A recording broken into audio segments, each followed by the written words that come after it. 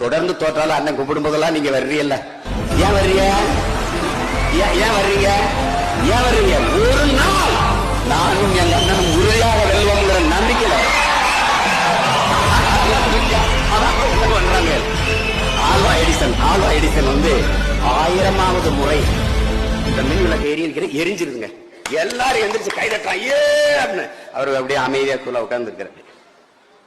Edison 999 முறை நீங்க தோற்று போனீர்களே, அப்ப உங்க மனநிலை எப்படி இருந்ததுன்ட்டு அவர் எவ்வளவு கூலா பதில் சொல்றாரு.